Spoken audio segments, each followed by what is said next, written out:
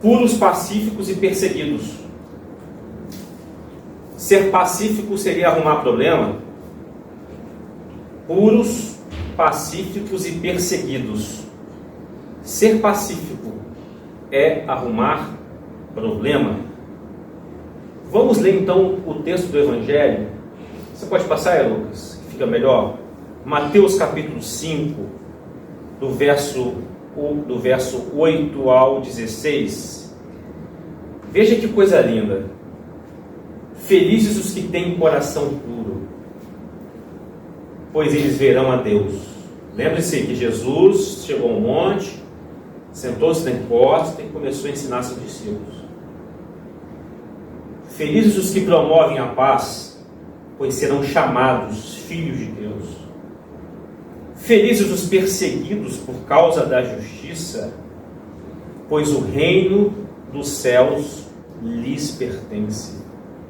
Felizes são vocês quando, por minha causa, lembre bem, por minha causa, sofrerem zombaria, perseguição, e quando outros, mentindo, disserem todo tipo de maldade a seu respeito.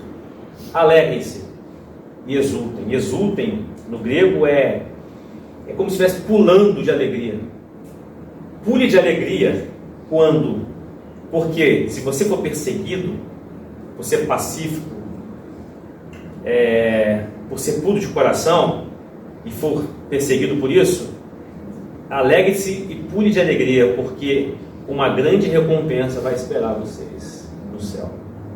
Lembre-se de que os antigos profetas também foram perseguidos da mesma forma. Então, colocando em prática, vocês são o sal da terra. Se o sal perder sabor, para que servirá? É possível torná-lo salgado outra vez? Será jogado fora, pisado pelos que passam, pois já não serve para nada. Vocês são luz do mundo. É impossível esconder uma cidade construída no alto do monte. Vocês devem aparecer. No verso 13, vocês devem trazer sabor ao mundo. Esse texto, o sal aqui, não está estritamente falando de conservação, está falando de trazer sabor. Porque se porventura, hipoteticamente, o sal perde sabor, não serve para nada. Você faz piso. No lugar de terra, você joga lá e faz uma calçada, faz uma rua. A gente está sendo chamado para trazer sabor, porque o mundo é impuro, é maldoso, não é pacificador, não busca justiça, é egoísta, o mundo é estúpido. Então nós somos chamados para trazer sabor, nós somos chamados para sermos vistos, luz do mundo. Não é impossível esconder uma cidade que está no alto de um monte. Não faz sentido acender uma lâmpada e depois colocá-la coberta sobre um cesto. Pelo contrário, ela é colocada num pedestal onde ilumina todos que estão na casa. Da mesma forma, suas obras devem brilhar. Suas obras devem brilhar. Suas boas obras devem brilhar. Para que todos vejam e louvem seu Pai que está no céu. Para que todos vejam e louvem seu Pai que está no céu. A forma de brilhar nossas obras faz com que o Pai seja louvado, reconhecido. E por isso, então, refletir o caráter do Pai, buscando pureza de coração, buscando promover paz, trará perseguição, porque é avesso ao sistema político, econômico e social, e possivelmente você irá arrumar problema para você. Muito possivelmente Jesus já avisou sobre isso, que eu envio vocês no meio de lobos. Principalmente vamos arrumar problemas no meio religioso. Principalmente. Mas existe muita perseguição evangélica no Brasil. Cuidado com o tipo, quando se fala perseguição contra os evangélicos. Existem alguns posicionamentos odiosos evangélicos de fato eles trazem até uma perseguição sobre eles, mas o comportamento deles não é isso aqui que Jesus está dizendo, é outra coisa. Eles estão partindo para a guerra, discussões acaloradas, odiando, é diferente. Não é esse contexto aqui não. Então, ser puro de coração, pacífico, buscar a justiça, não são grupos diferentes de pessoas. É o mesmo grupo. É a mesma pessoa que inevitavelmente pode ser perseguida. É totalmente contrário à cultura do mundo. A gente vive num tempo que ser puro de coração é parecer bobo. E ser pacífico é parecer fraco, é ser chamado de fraco. Quando você busca e faz discurso de paz, você é um fraco. É só olhar os contextos dos noticiários por aí. Então, a primeira coisa que a gente aprende é o seguinte: puro de coração, nesse contexto aqui, é ter uma vida sem duplicidade, limpo, sem mistura, com maldade, e que faz Deus sorrir. Por que faz Deus sorrir? A gente vai ver mais à frente. Felizes os que têm coração puro. Pureza de coração não é perfeição moral, não é perfeição, mas intenção limpa. É de conviver aí com o Pedrão, com o nosso irmão flamenguista Pedrão. Eu com intenção limpa com ele comigo. É intenção limpa entre os cônjuges. Intenção limpa. É sabido que há casamentos que duas pessoas dentro de um lar, eles estão sem intenção limpa. É viver sem dissimulação, falsidade, sem coerção nos relacionamentos, forçação de barra, sem maldade, sem aquela esperteza. Talvez um péssimo vendedor. Mas eu sou vendedor e você está me ofendendo. É possível ser um bom vendedor honesto, é possível. É possível. Mas eu já vi, inclusive já foi me oferecido produtos e coisas de maneira que eu não teria coragem de fazer. Eu estava em Gramado, fui captado para ganhar um jantar, caí na besteira, né? Perdi aí mais de 1 hora tentando me vender risório, num preço absurdo. A preço absurdo. Falou que era pastor? Não, aí teve um caso, eu evangelizei o supervisor de venda. Ele era um evangélico frustrado, ele não estava prosperando, e eu disse que nem sempre ser cristão é prosperar da forma que ele estava pensando. Pode ser que ele não ia vender. Assim, ficamos ali um tempo conversando, mas teve um outro caso, né, que foi uma perda de tempo, uma manipulação total. Coloca você numa sala e aí de vez em quando aparece, vamos aplaudir que fulano acabou de fechar, aí todo mundo levanta aquele simulação. Assim, eu não consigo, eu seria um péssimo vendedor. Nesse caso aí eu ia ser demitido. Salmo 24 diz que quem vai chegar ao Senhor? Quem vai subir o monte do Senhor? Aquele que é limpo de mãos, puro de coração. Aí de Mateus 23, eu gosto muito de Mateus 23, que religiosos odeiam. Jesus está confrontando só religiosos ali. Está falando que pureza é de dentro para fora. Vocês limpam a mão, fazem rituais cerimoniais, não come isso, não come aquilo, mas vocês estão podres por dentro. Vocês são um sepulcro pintadinho de cal, dentro vocês são nojentos. Aí a gente vive hoje, irmãos, na era da imagem, né? Era da imagem. Redes sociais exibem honestidade, mas escondem segundas intenções. Discursos religiosos nas redes sociais, com agendas políticas ocultas. Tem um caso que eu lembrei aqui agora de uma pastora que fazia lives nas redes sociais. Ela foi presa cometendo sequestro, junto com o irmão. Pastora fazendo lives em redes sociais. Eu, na minha caminhada desde a infância, no Evangelho, na adolescência eu dei uma escorregada, mas rapidinho voltei. Graças a Deus. Eu não confio em mim, já pensou se não fosse Deus na minha vida?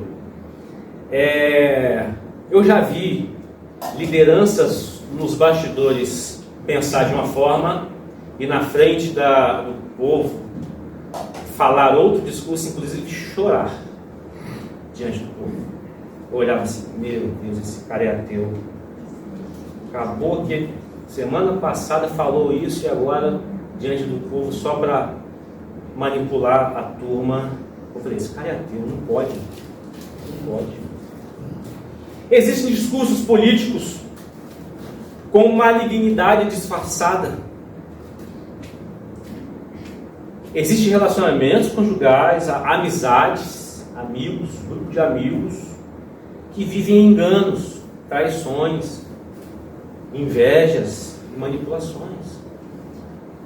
Mas pelo Evangelho, pureza significa ser a mesma pessoa em público e no secreto diante de Deus. E sob o rosto de Deus. Eu amo um texto que está lá em Números 6, 24 a 26, que o pessoal chama de bênção apostólica. O Senhor te abençoe e te guarde. O Senhor faça resplandecer o seu rosto sobre ti. Ele tenha misericórdia de ti. O Senhor sobre ti levante o seu rosto e te dê a paz. E quando na cultura hebraica fala o rosto, representa presença pessoal, representa atenção direta, representa relacionamento íntimo. Na cultura hebraica, quando alguém volta o rosto para você, ele está atento, ele está favorável. Quando esconde o rosto, é chamado de rejeição, distanciamento. O salmista lá no Salmo 13 reclama que parecia que Deus tinha escondido o rosto. Então o resumo de pureza de coração é: que você viva sob o sorriso de Deus, sobre o rosto de Deus, olhando a sua honestidade, a sua sinceridade diante do povo e diante dele. Você é o mesmo. Isso é uma conquista maravilhosa, não tem preço. Isso te torna alguém livre e incomoda pessoas com segundas intenções. Incomoda. Mas Mateus 6, a gente vai chegar lá, mas estou antecipando aqui, o Jesus disse: o teu pai te vê em secreto.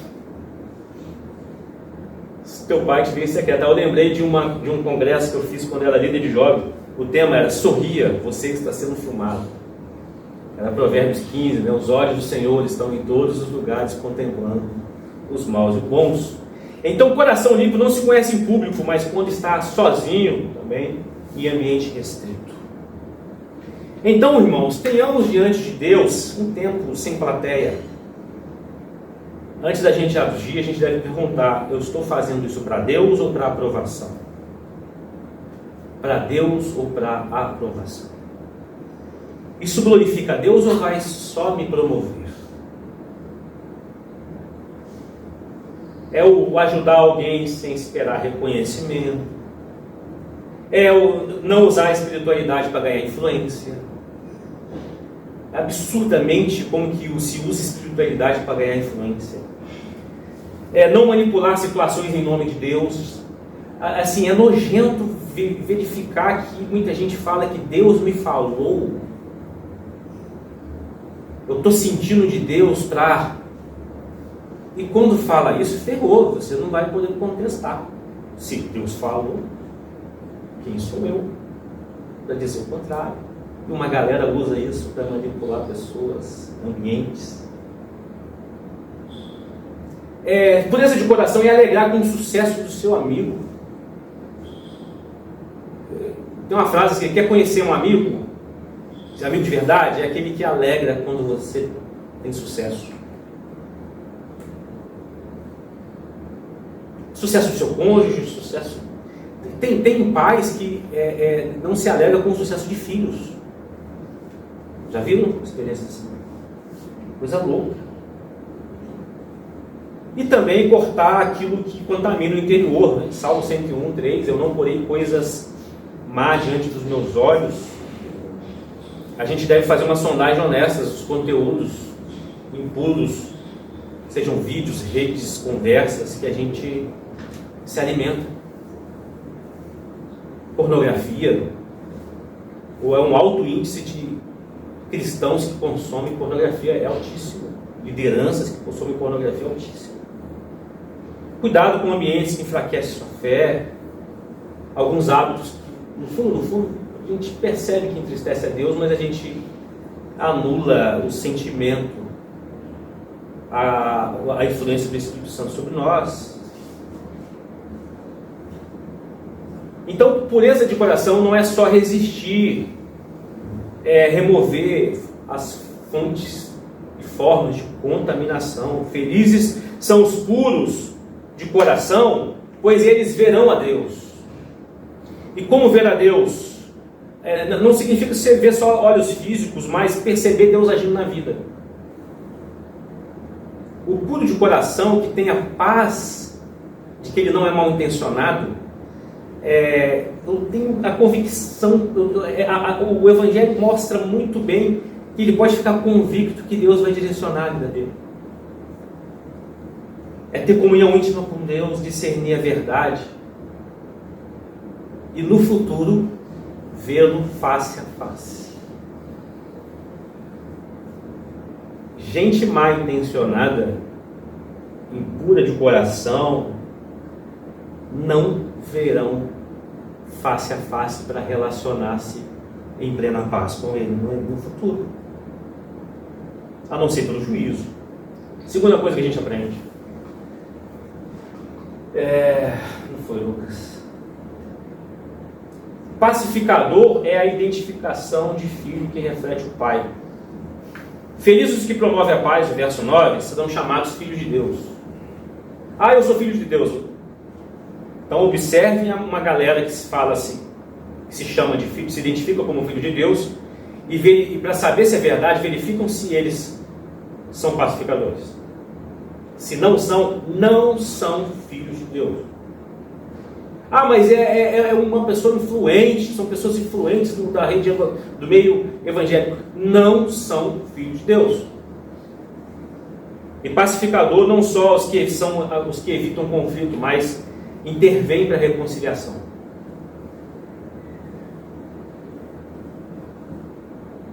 Ou seja, tudo é uma sequência. Eu só consigo ser pacificador se eu tiver pureza de intencionalidade, pureza de coração. Eu já tenho paz com Deus, então eu consigo ser pacificador. Aí existe uma verdade muito incômoda para a gente, né, que tira a gente do sofá. Ser pacífico não é ser neutro. O contexto de pacificador no Evangelho não é ser neutro. Jesus é um exemplo, ele confrontou, ele perdoou, né? Pacificador também é perdoar. Expôs hipocrisias, sendo pacificador. E Jesus fez isso sendo chamado em Isaías capítulo 9 de príncipe da paz.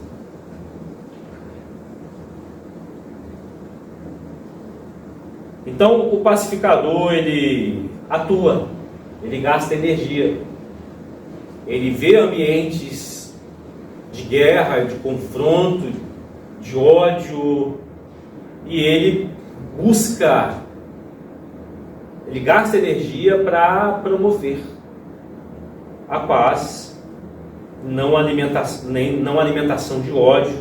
Ele não foge da promoção da unidade, da reconciliação, ele não negocia a verdade. Aí no Lexio de Strong,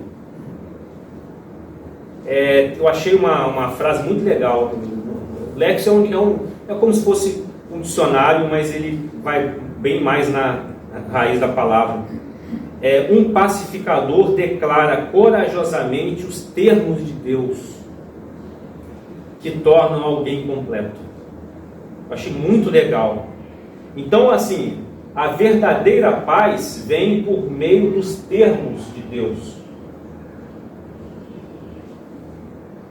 Então, a minha ferramenta para a promoção de paz é mostrar o Evangelho. Existem por exemplo, dois polos ideológicos em discussão. Eu venho com o Evangelho. Os polos, eles não são simétricos. Eles não conseguem ser perfeitos. Mas o Evangelho é perfeito. Eu trago os termos de Deus.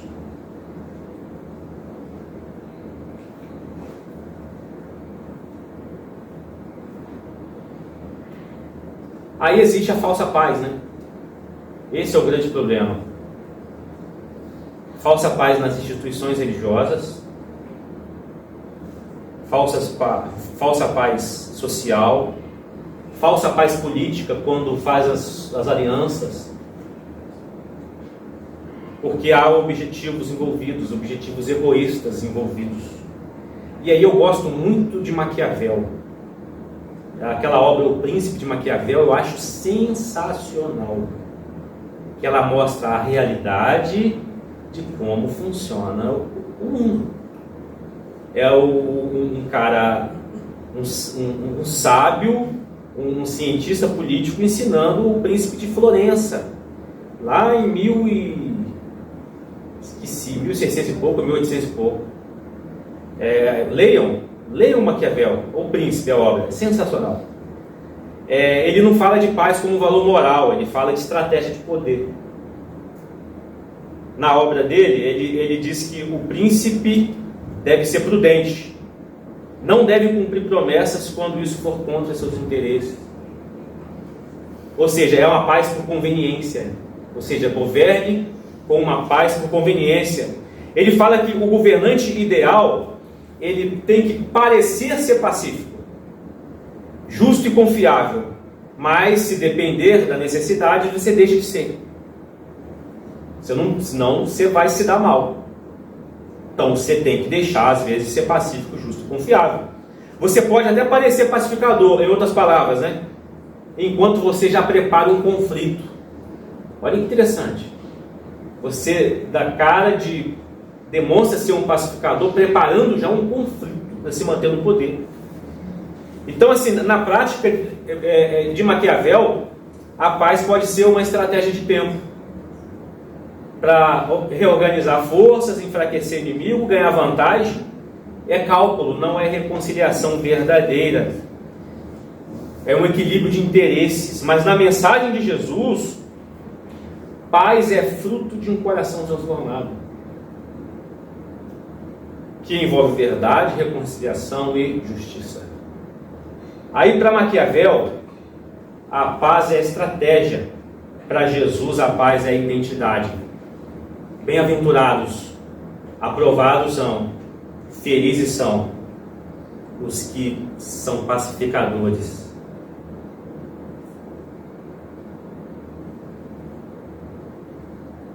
Há pessoas vivendo sob paz maquiavélica. Evitam conflitos por interesse, mas estão em guerra contra essa pessoa. Fingem harmonia, inclusive também em meios religiosos, porque há interesses. Manipulam relacionamentos. Jesus está chamando a gente para a paz verdadeira, coração puro e reconciliação real. Terceira coisa que a gente aprende é que perseguição é o preço de ser semelhante a Cristo. Então, se você é puro de coração, se você gasta energia para promover paz, e todos nós deveríamos fazer isso, prepare-se para ser perseguido. Verso 10: felizes os perseguidos por causa da justiça, o reino lhes pertence. Ou seja, vocês estão vivendo num ambiente que não deseja o reino de Deus, mas vocês de fato estão vivendo na terra o reino, o meu governo. Vocês são felizes por minha causa, Não é por causa de político A e B, é por causa de Jesus. Sofrerem zombaria e perseguição, e quando outros, mentindo, disserem todo tipo de maldade a seu respeito, vão falar mal de você. Alegre-se, então, pure de alegria, vocês estão no caminho certo. Vocês estão no caminho certo se algumas coisas começarem a dar errado por se identificarem comigo. É muito diferente. É muito diferente. Vocês vão ter grande recompensa. Eu almejo ver assim, que tipo de recompensa seria, hein? Grande recompensa. Eu ainda quero pregar aqui após o Sermão do Monte sobre a parábola das minas. A parábola das minas, onde Deus fala sobre colocar sobre autoridade sobre cidades no reino futuro. Lembre-se de que os antigos profetas foram perseguidos. Por quê? Eles falavam sobre paz, justiça social, falavam sobre pureza de coração, de intencionalidade. Aí o apóstolo Paulo, 2 Timóteo 3,12 diz: todos os que querem viver piedosamente, semelhante a Cristo, em outras palavras, vão padecer perseguição no trabalho, dentro de casa, na sociedade, com os clientes, nas negociações, em todo contexto possível. Pode acontecer na faculdade, pode no colégio, em todas as esferas possíveis pode acontecer alguma perseguição. Não é perseguição por ser um cristão chato, né? Cristão chato. Tem um caso nos Estados Unidos que os pais ensinaram uma menininha de 6 anos dizendo que isso é evangelho, né? A menininha chegava no colégio, subia em cima de uma mesa e falava: vocês vão todos para o inferno, todo dia. Vocês vão todos para o inferno se não aceitar Jesus. Vocês vão todos para o inferno. Aí os pais fizeram um abaixo-assinado lá, aí os evangélicos começaram a falar: olha só, a gente está sendo perseguido, olha só, perseguição religiosa. Não é isso. O evangelho não é para ser tratado, ensinado dessa forma e proclamado dessa forma. Aí vai sofrer perseguição, vai sofrer até perseguição, mas não é isso que Jesus está ensinando aqui. Em suma, o mundo vai reagir contra aquilo que reflete Deus. Os sistemas vão reagir contra aquilo que reflete Deus. E daí vem o grande paradoxo, né, que é o absurdo, a contradição. O reino de Deus é a alegria em meio à perseguição. Então, existem evangélicos com medo da perseguição. Você já perceberam isso? Evangélicos com medo da perseguição. Eu vou falar algo para vocês aqui, o seguinte: eu torço para que haja perseguição se os evangélicos propusessem e se unissem para promover paz. Eu ia amar essa perseguição. Mas tem uma galera com medo de perseguição, aí vai para debaixo da proteção da política. E não é isso que Jesus ensinou. É uma coisa mais absurda, bizarra, contraditória ao evangelho. Tem evangélico com medo do tempo do fim, porque ficar difícil. Eu estou torcendo para que chegue logo o fim e comece a ficar mais às portas o retorno de Jesus. E que se tivermos que passar por perseguição, por tribulação, quando é que vai? Eu estou torcendo, porque significa que em breve o meu Jesus, o nosso Jesus, vai pisar nessa terra e vai governar com cetro de ferro, justiça e paz.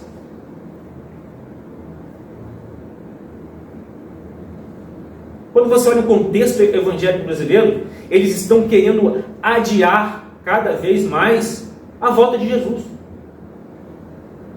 Porque se uma das principais características que já está chegando a hora é a apostasia, Aí tem uma galera que construiu seus impérios religiosos, evangélicos, que vivem do luxo e do conforto, querem volta de Jesus para quê? Aí tem uma turma entrando nessa linha. E aí não pode ter perseguição. Por que não?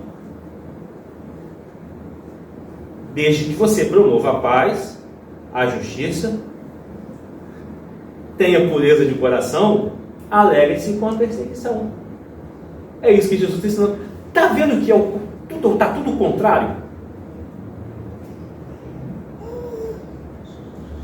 Ah, se fosse ensinado isso. Quantos cultos estão acontecendo agora pela manhã no Brasil, gente? Milhares. Quantos cultos? Qual é o tipo de mensagem que está sendo pregada? Como estão sendo ensinados? Grande é o vosso galardão. Vai ter coisa boa. Muita coisa boa. Que quando a gente olhar para trás e falar assim, nossa, eu achava que o que eu vivia era o bom. Como eu era um mendigo. Alegrar com a perseguição, porque você tem boa pureza de intencionalidade, buscar justiça e gastar energia para pacificar ambientes, contextos, não é masoquismo, é consciência e certeza que você pertence ao reino de Deus.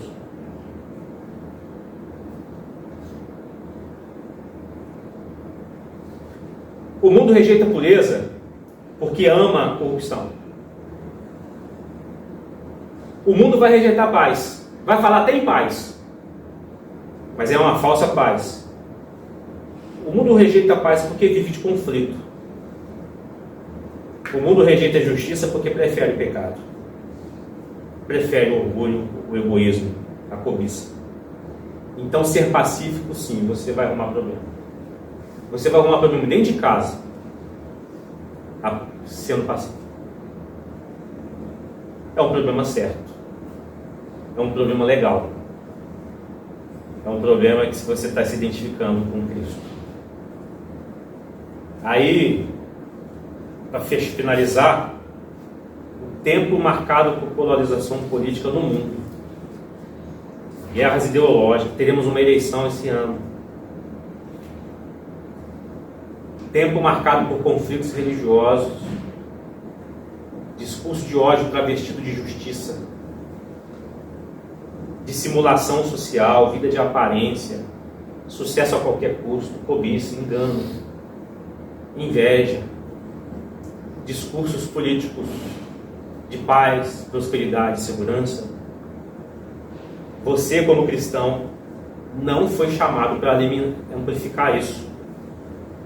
Você, o cristão, não foi chamado para amplificar o caos que já está.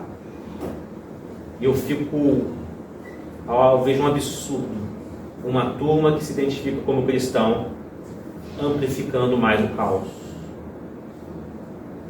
E não era para ser assim, porque Cristo é a nossa paz, Cristo é a nossa referência, e Ele nos trouxe um grande exemplo didático, pedagógico, a cruz. Como que Cristo resolveu a paz? Como Ele trouxe paz para nós? Não foi com força, foi com sacrifício. Ele não esmagou o inimigo, não esmagou Herodes, não esmagou os sacerdotes, os religiosos, não esmagou o imperador da época, não esmagou o centurião romano, curou a filha do centurião romano. Ele reconciliou pecadores. Isso é verdadeira paz. Cristo não promoveu guerra. Ele estabeleceu paz eterna. Colossenses 1:20 diz que Ele fez a paz nossa com Deus pelo seu sangue na cruz. Ou seja, ser pacífico não é ser fraco. Se ser pacífico é fraco, Jesus é um fracote. E não é. Jesus é poderosíssimo, é Senhor e Deus, todo o poder está na mão dele. Ser pacífico, então, já que não é fraqueza, é o caminho mais poderoso que existe. É mais poderoso que tem é quando você vive em paz, promove paz, não entra na guerra, não entra na briga. Você demonstra poder. Poder.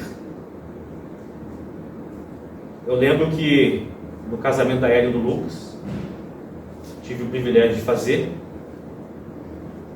e o tema foi cruz. A decoração foi uma cruz. A principal decoração foi uma cruz. Porque eu dizia para eles: vocês vão entrar em guerra, vai haver momentos que vocês vão se odiar. Essa é a pura verdade. Para todo mundo. Mesmo a linha tênue, está amando, de repente já está odiando. Vão para a cruz, olhem para a cruz. Ser forte é olhar para a cruz, é depositar na cruz a sua fraqueza e reconhecer a obra que Deus fez por vocês. Isso vale para todos nós. Não seja mais então um eco da violência. Siga o que Jesus fez. Não transforme a sua fé em arma ideológica. Não negocie a verdade para rejeitar a rejeição. Se pela verdade do Evangelho você for rejeitado, fique muito feliz com isso. Fique muito feliz para você não entrar na corrupção por causa do Evangelho e ser criticado por isso. Fique muito feliz por dizer não. Mas promova. Não fique só dizendo que ama a paz. Seja um agente ativo. Promovendo, apresentando a cruz. Forte é o exemplo do Deus que podia massacrar todo mundo e foi para uma cruz. Deus chama você e eu para decidirmos se a gente vai ser puro de coração ou a gente vai ter mistura dentro de nós, dividido. Más intenções, estratégias obscuras. Deus está nos chamando. Você deseja ser puro?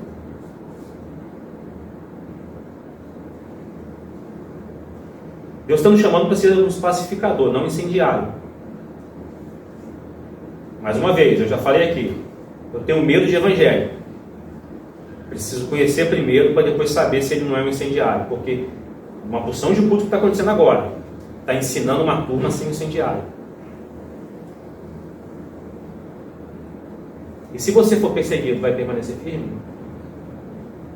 Vai ficar feliz ou vai se fazer de vítima? Ir para debaixo de cobertura de seres humanos? A solução é a gente sempre voltar para a cruz. Na cruz a sua guerra termina. Na cruz a sua confusão conjugal termina. Na cruz você como filho e mãe e pai termina. Na cruz não é fraqueza. Cruz é sacrifício, entendendo a beleza do Evangelho. Que nós temos paz com Deus e essa paz é possível ser transmitida em diante por meio das ações de misericórdia. Na cruz a sua identidade é restaurada. É por meio da cruz. Só quem vive reconciliado com Deus, entendendo o que Ele fez na cruz, consegue viver pacífico e sem más intenções no mundo de guerra e perverso e estúpido. E temos que passar por mundo, as suas demandas são resolvidas olhando para o exemplo da cruz. Essa é a mensagem do Evangelho. Vocês são o sal da terra. Traga sabor. O ambiente que a gente convive tem sabor? A gente consegue trazer esse sabor? A gente demonstra, a gente é usado por Deus para trazer sabor? Ou a gente perdeu o sabor? é a mesma coisa. Não? É isso que Jesus está dizendo. Não serve para nada. Jesus está dizendo aqui, ó, verso 13. Não serve para nada. Se vocês são luz, não é para ser igual a menininha que subiu na mesa, ensinada pelos pais, mal ensinada. Vão tudo para o inferno. Não, mas pelo menos a pureza de intencionalidade, buscar a justiça, se mover para trazer reconciliação, faz com que a gente seja visto. É um desperdício se falar que é uma lâmpada, mas ela está balde em cima. É isso que Jesus está ensinando. Não faz sentido. Então as nossas boas obras devem brilhar, para que todos vejam o Pai que está no céu. Vamos orar. Analise nesse momento suas boas obras. Boas obras que trazem sabor. Boas obras de intencionalidades puras, sem mistura, com egoísmo, cobiça, inveja, dissimulação, dentro de casa, com a vizinhança, no local de trabalho, na faculdade, no colégio. Boas obras.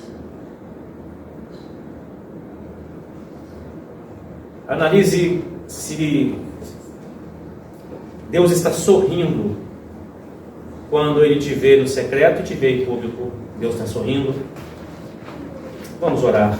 Deus, obrigado pela beleza do Evangelho. Senhor, isso nos deixa fascinados. O seu caráter nos deixa fascinados. Constrangidos, mas motivados a parecer com o Senhor e viver o seu reino. Deus, sonda nosso coração e Espírito Santo, convença-nos daquilo que precisa ser mudado. Dai-nos um coração puro. Aquele que pecou terrivelmente, Senhor, quando foi confrontado, cai na real e pede um coração puro, um espírito reto. Traga em nós, Senhor, essa busca, esse desejo, por meio da referência do que o Senhor fez na cruz. Deus, torne-nos exemplos ao tal ponto das pessoas que nos seguem perguntar, ficarem impactados com 10 minutos de conversa conosco, Senhor. Por favor, que a glória do Senhor resplandeça e o mundo louve ao Deus Pai que está no céu por meio das nossas vidas. Capacite-nos para isso, Senhor. É o que nós oramos em nome de Jesus. Amém. Aquele que em suas mãos detém a força e todo o poder.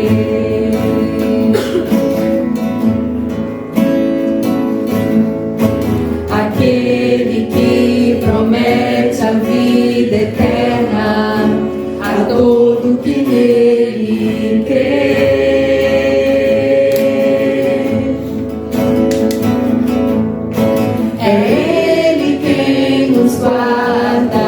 E que operando quem impedirá.